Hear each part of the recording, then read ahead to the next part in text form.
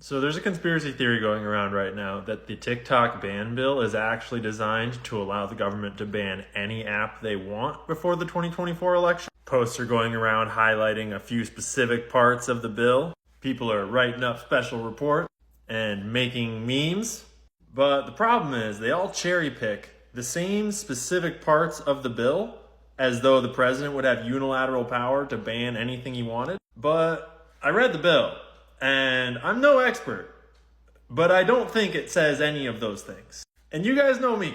I love a good conspiracy theory as much as the next guy. But I'm going to show you why I don't think this one has legs, and I would love for you all to tell me if you agree or disagree. Plus, we should all be informed about the bills that are being passed to control our information. So here's a speed run of the TikTok ban bill.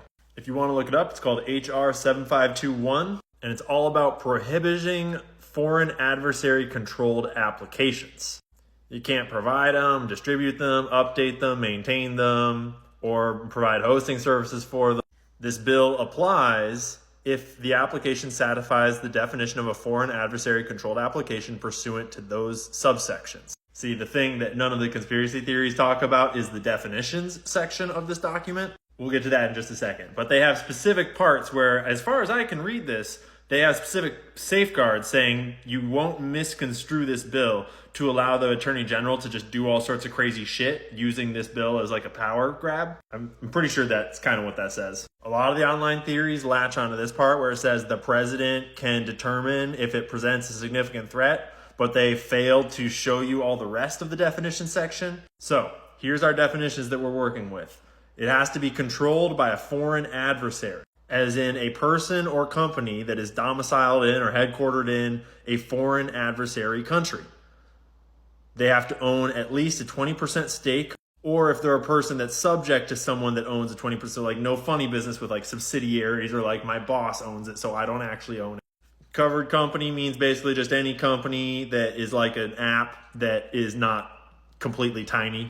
They actually specifically single out ByteDance and TikTok and say no funny business where y'all can't make any subsidiaries or shell companies to hide your ownership. And this whole president part is basically saying that if another app is controlled by a foreign adversary country and the president decides that that app is a threat to national security, then he can make a public notice proposing that he's determined that this new app is a problem.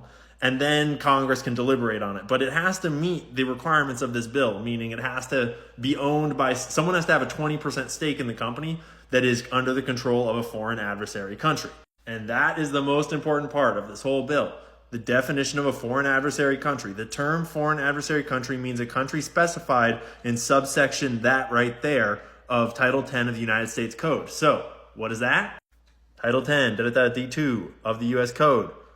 It means North Korea, China, Russia, or Iran. So this bill only applies if someone who is living in or under the control of or somehow affiliated with North Korea, Russia, China, or Iran has 20% or more stake in this company or app. So as far as I'm aware, that does not apply to X, that does not apply to Facebook, that does not apply to Rumble or anyone else as far as I'm aware. And I'm certainly no lawyer, but my reading of this bill, it doesn't seem super complicated. It seems pretty obvious that it's only going to apply if the company has direct ties to someone who has direct ties to one of these four countries. So y'all internet sleuths can go and do your thing and see if X has direct ties to these four countries, 20% ownership or more. I don't think it does. And you know, conspiracy theories are great. They can be very convincing very quickly. It's easy to run with them. I'm sure that the US government wants to control our speech before the elections. Like, yes, they obviously want to do that.